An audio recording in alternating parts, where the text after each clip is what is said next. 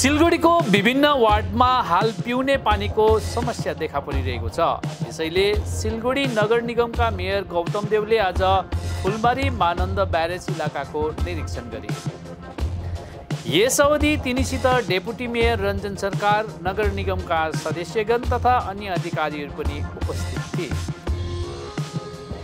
स्मरण रहोस्, फुलबारीबाट नै सिलगढी शहरमा पिउने पानीको आपूर्ति गरिन्छ। शुक्रबारदेखि फुलबारी जल निकासी केन्द्रमा टिस्टा नदीमा बाँध अनि नदीबाट मैला कुचैला सफा गरिने काम सुरु गरिएको छ। उक्त काम पुरा हुन लगभग 15 दिनको समय लाग्ने बताइएको छ।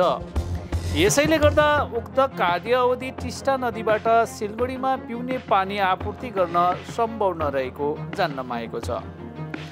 हाल नगर निगमले केवल सिलगढीमा महानन्द नदीको पानी शहरको विभिन्न वार्डमा पुर्याउने व्यवस्था गरेको छ। आज मेयर गौतम देवले फुलबारीको महानन्द ब्यारेज इलाकाको निरीक्षण गर्नका साथै कार्यको पनि जानकारी दिए। দেখতে এলাম 17.5 যদি এই ওয়াটার লেভেলটা থাকে তাহলে জলের কোনো প্রবলেম হবে না। ইরিগেশন আমাদের বলেছে যে আমরা 17.5 এই লেভেলটা মেনটেন করব, চেষ্টা রাখবে। সবটাই একটু মানে হাইপোথেটিক্যাল আছে, যাই হোক হোয়াটএভার চেষ্টা করবে। একটু লিকেজ আছে ওই 9 নম্বর চ্যানেলটায়, সেটা আমাদের উনি ইরিগেশনের লোকদের নিয়ে দেখছেন। আমি পিএইচইকে বললাম যে প্রিভেন্টিভ মেজার হিসেবে ওই লিকেজ থাকা সত্ত্বেও লেভেলটা একই থাকছে, কিন্তু ওই লিকেজটাকে প্রিভেন্ট করার জন্য গানি ব্যাগ দিয়ে আপাতত এটা প্রিভেন্ট করুক, সেটা আমরা বললাম। আর এই জলটা মানুষের ইউজেবল কনজিউমেবল হবে কি না সেটা আগের দুটো টেস্টে টেস্টটা ফেভারেবল এসছে। আরও দুটো টেস্ট পলিউশন থেকে তারা করছেন, করে পিউরিফাই করে সেই জলটা মানুষের কাছে পৌঁছানোর ব্যাপারে ফুল প্রুফ অ্যারেঞ্জমেন্ট করেই সেটা মানুষকে আমরা দেওয়ার কথা বলেছি। তার আগে আমরা পিসিবি থেকে পুরো ক্লিয়ারেন্সটা নেব।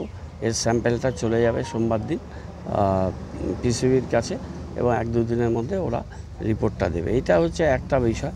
সেকেন্ড যেটা আছে অল্টারনেটিভ পার্মানেন্ট ওয়েল 6.9 কোর্সের যে প্রজেক্টটা, এই প্রজেক্টটা 40 বছর ধরে লেপটা করতে পারেনি। এই প্রজেক্টটা যদি করতো তাহলে আজকে ক্যানেলের এই যে ড্রাই করে ক্লিয়ার করা তিস্তাটা আমরা অল্টারনেটিভ সোর্সে পেতাম, সেটা এরা করতে পারেনি।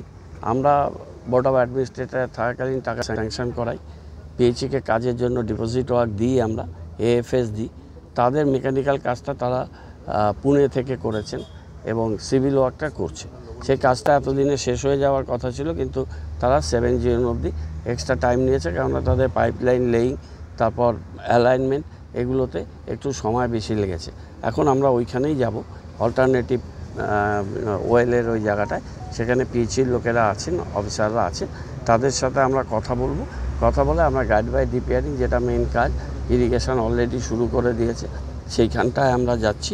সেখান থেকে গিয়ে ফেরার পথে আমাদের জ্যাকপুর সিস্টেমে এশিয়ান হাইওয়ে তলা দিয়ে পুরসভা একটা সিগনেচার প্রজেক্ট করছে এমইডির থ্রু দিয়ে। সেই কাজটা মাঝে কিছুদিন বন্ধ ছিল, আমরা মিটিং করে ফলো আপ করে সেই কাজটা আজকে থেকে শুরু করাতে পেরেছি। এখানে ওই হিউম পাইপগুলো চলে এসছে, সেই কাজটা আমি দেখে এসেছি, কিন্তু আমি প্রেস মিডিয়া বন্ধুদের নিয়ে আবার on our way back to Siliguri ওইটাও আরেকবার দেখে আমরা যাব।